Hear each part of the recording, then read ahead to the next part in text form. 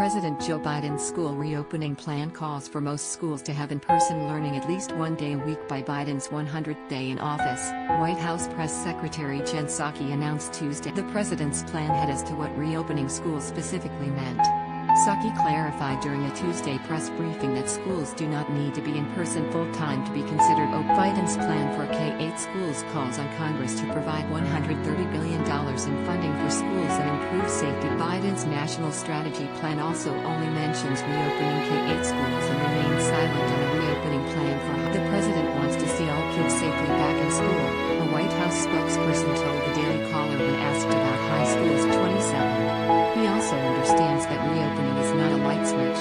The truth is that remote learning has been particularly difficult for If younger children safely resume in-person learning, it will greatly alleviate parents' child care challenges and could potentially boost our economy by getting more parents back into the workforce. So we are going to prioritize getting K-8 schools safely reopened as quickly as we can, with a continued goal of getting all kids back. While several barriers to reopening remain, Centers for Disease Control and Prevention, CDC, Director Rochelle Walensky said Wednesday that vaccinating teachers is not a prerequisite for reopening schools. The White House hours after she made it, saying it had not been official guidance. Teachers' unions across the country have been pushing hard for vaccinating teachers before reopening. I want to be clear that there is increasing data to suggest that schools can safely reopen and that safe reopening does not suggest that teachers need to be vaccinated in order to reopen safely, Walensky had said. Vaccination of teachers is not a prerequisite of safe reopening of school.